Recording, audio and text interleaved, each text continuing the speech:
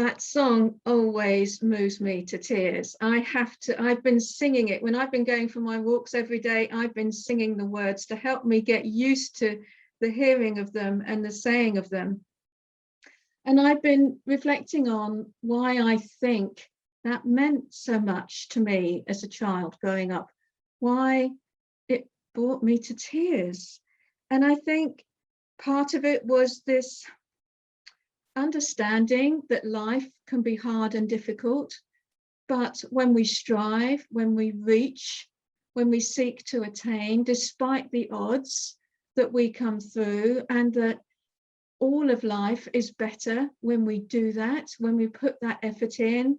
And he talked about it as chivalry in the film. And I don't think as a child I understood the film and realized what the story was all about. But that idea of aspiring, of reaching, even though it's difficult, to have courage, to be brave, to show up and to not give up, and to know that it's worth it just in the doing of it. Somehow I think as a child, I connected with that energy. And I read the words recently in a book that I'd been reading, and it reminded me how much I loved that. And I knew when I read those words, I wanted to talk about it at one of our services. So here we are. So I recognized that energy, the calling, the yearning, the striving, that feeling that there's always more that I can be. I used to describe it as like there's a hand in the small of my back pushing me forward. There's more, there's more. And it was always a sense of the outer journey. There's more to know in the world. There's more to do in the world. There's more to be in the world. And that's the way that we're always taught. Everything about us in life is it's about in the world. Go out into the world. Be the best that you can be in the world. And as a child, I don't know about you, I used to love the stories of good versus evil. You know, Star Wars, The Next Generation, The Holy Grail, that sense of, you know, we battle the evil for the good to come through. And it's such a popular subject. And in Hollywood, of course, there's always a good ending. The hero always wins and love comes forth and it's a happy ever after. But there's two things that come to me straight away when I even think about that. Is one, sometimes the hero dies. You know, the answer is not that everything is happy ever after as we think it's going to be. The journey hasn't finished. The adventure continues, just not in the way that we thought. And also, we think the battle's outside of us, but really it's an inner battle that we experience. The battle of what we think is good and evil inside us, the battle of judgment, of good and evil, of resisting what's happening, not being present to what's happening. It's come to me as I've worked and served in unity that it's not about perceiving evil out there and fighting evil and battling it so that the good can come through, but that it's an inner journey. It's an inner quest. It's an inner movement. And even more recently, I've come to get excited by the idea that part of us does die on this journey, but it's the part of us that is scared, that is frightened, that feels alone, that feels separate. That part of us needs to die. It needs to be released and let go, so that that real hero inside us, which is the Christ within us, can really shine forth and show up and be present. And of course, being in unity, it comes as no surprise that Jesus really is a perfect example for me of someone that showed up despite the odds. He must have known that in his time, everything was against him to be the way he needed to be and wanted to be and had to be. I mean, he must have been driven to really teach and show by example all that he'd come to know as his truth. And of course, he had his battle, which is the temptation in the wilderness. which is perceived in the text to be battling Satan and battling the forces of evil and the devil, as an outer thing that's doing it to us. But in unity, we teach it's not an outer battle, it's the conflict within us of, if you like, the ego, the part of us that feels separate and isolated and alone, with the still small voice within us that's whispering always, it doesn't need to be this way. So Jesus came to know his oneness with God. Whether he was born with that knowledge or whether it was something that developed in him, we'll never know. But he knew through all that he taught, his teachings, the Sermon on the Mount, the I am statements in John, all of it reflect the divinity within us all. And one of the best books for me in unity, one of the early books that I read, was Discover the Power Within You, the Eric Butterworth book, that talks about that, where Jesus came to teach that we are all divine, that the energy that he came to know as God and his experience of God wasn't unique to him, it was here for all of us. And that this is our quest and our journey, to come to know this for ourselves in all the wonderful, unique ways that we do.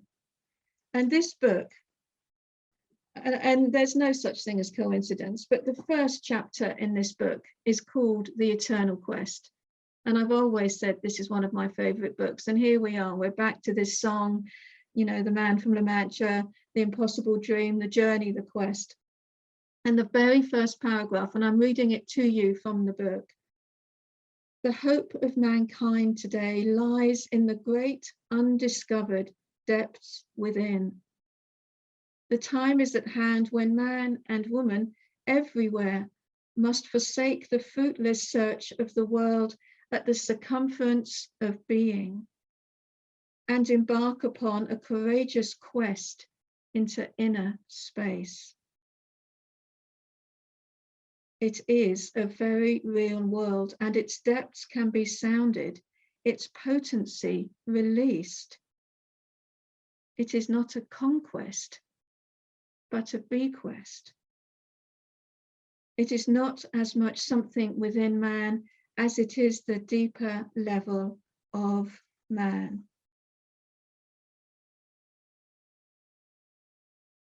So where I think I, as a child, got affected by this song as that yearning, that striving, which, you know, was always out there. There's something out there that I need to learn. There's something out there that I need to do, to be, to get.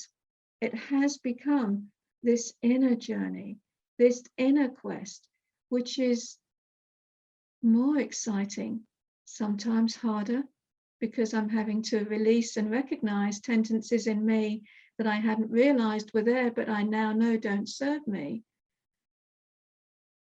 But all the time it's going back to God within, to that knowing, as Jesus taught, the Father and I are one.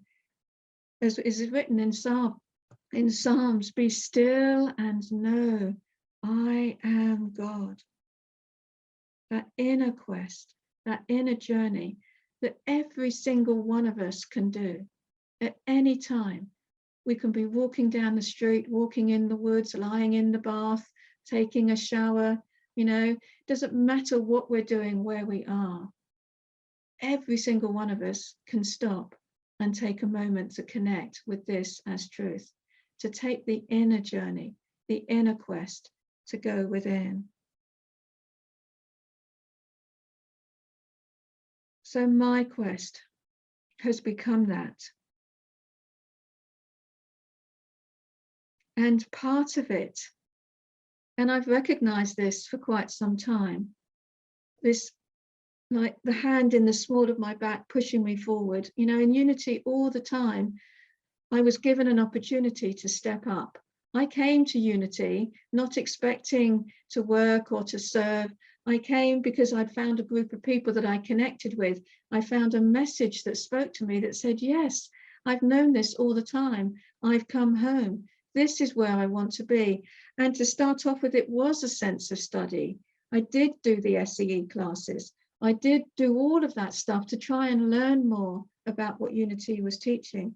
But as the journey has gone on, as I stepped up and said, okay, someone needs to lead Silent Unity, I'll do it.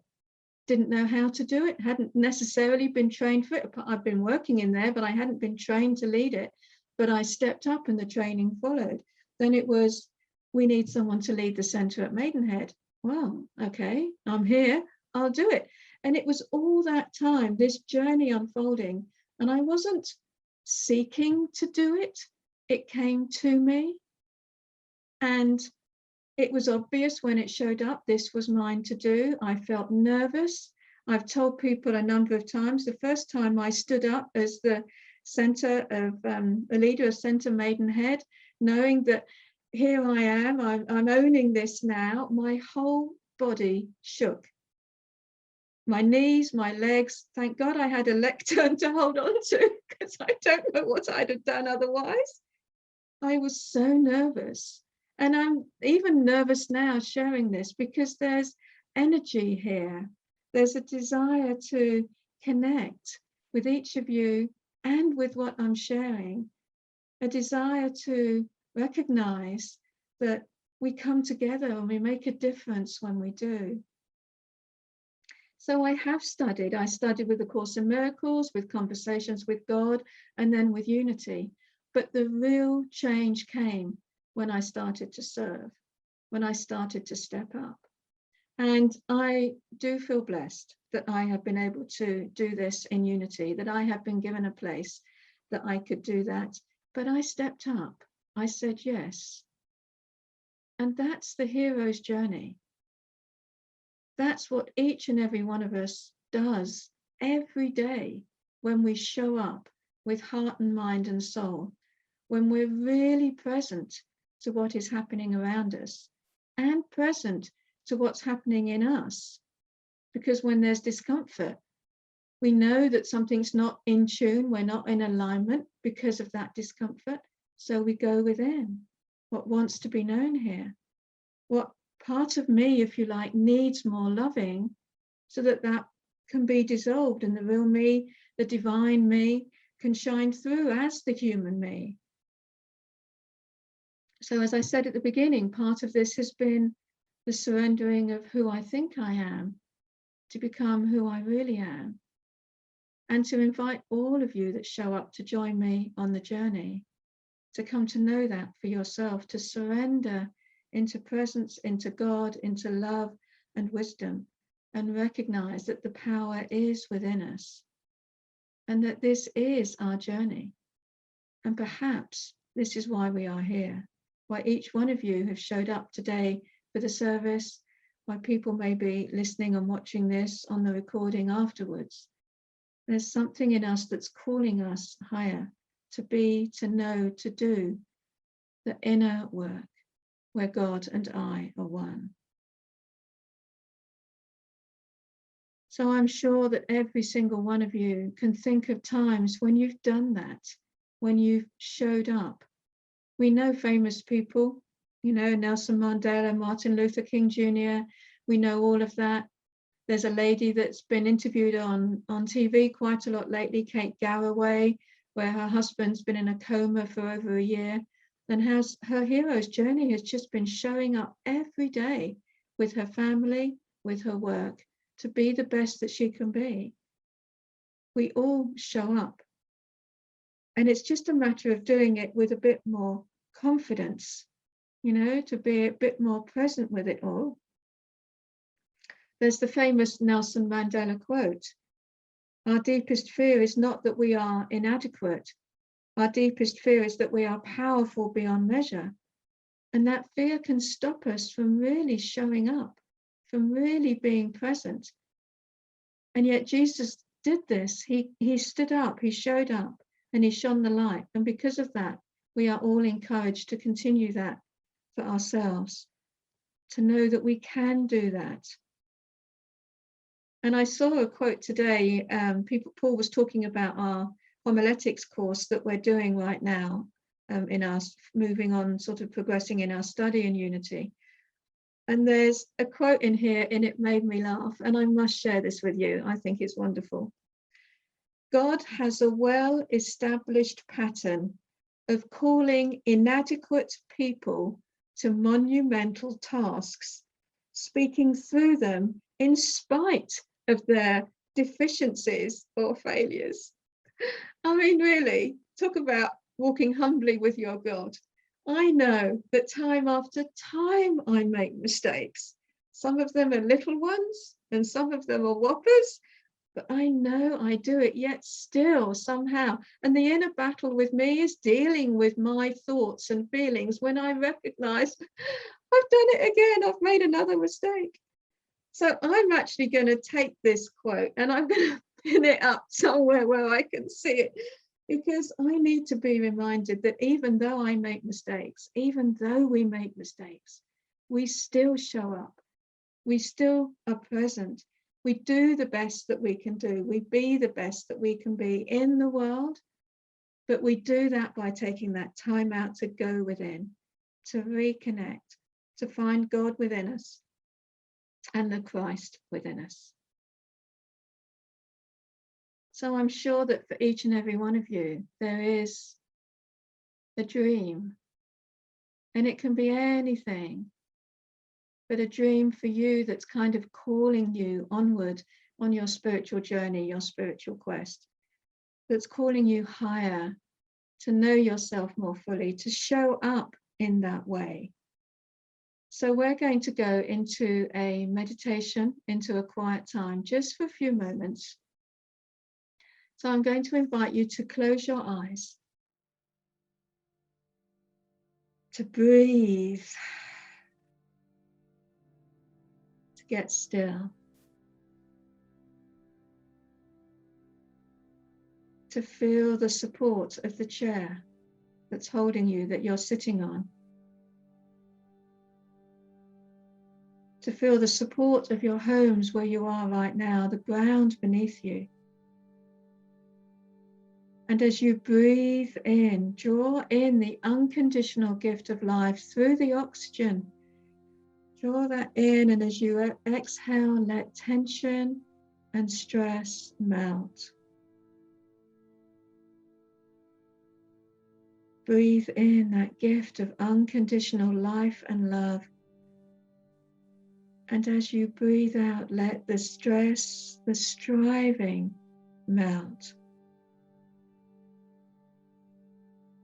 Allow yourself just to be present. That right now there is nothing you have to get, nothing you have to fix or sort out, nothing you have to do in the world. Just be here. Come as you are. Breathe and rest in God.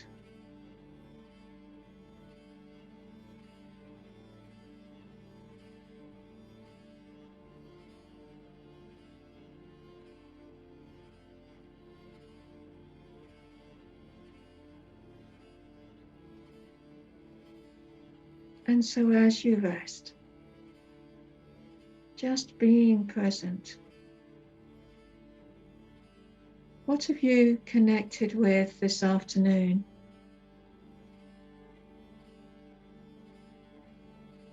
What have you heard that stirred your heart or filled your mind?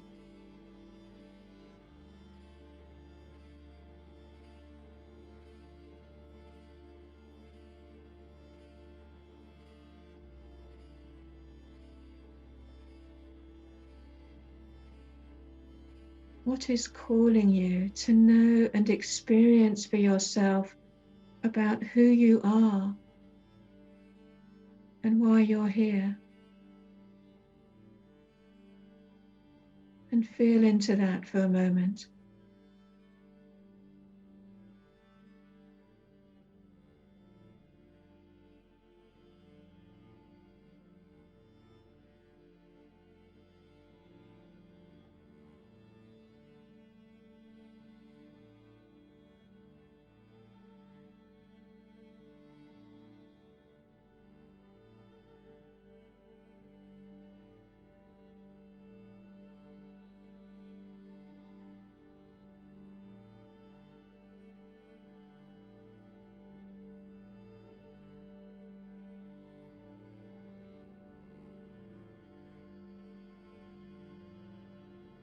Remember, there is nothing you have to strive for. We just come as we are. We rest in God. And let God be God through us and as us.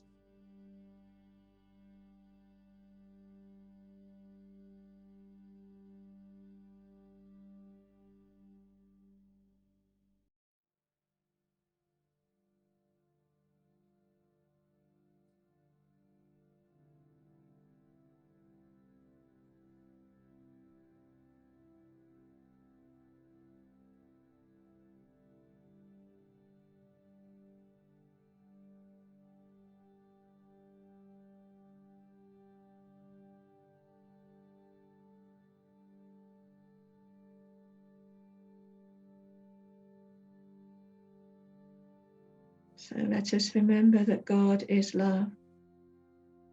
I am love.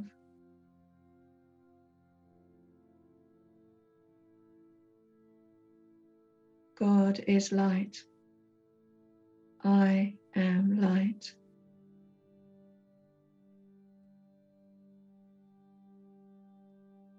And that each of us are here to be the perfect expression in our own unique way, with our own talents and gifts, to know the light and love that we are,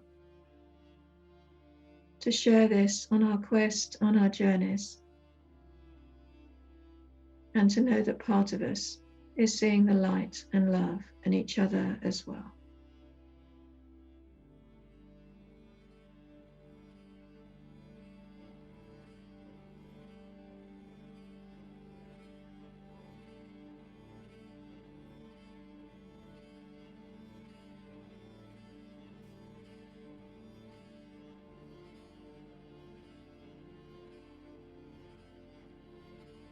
And so let us take a few deeper breaths, breathing in as deeply as we can that wonderful life and energy and love and light, and breathing out, knowing that it spreads throughout our body, our mind, our heart, our very being, continuing to bless us in every moment of our journey.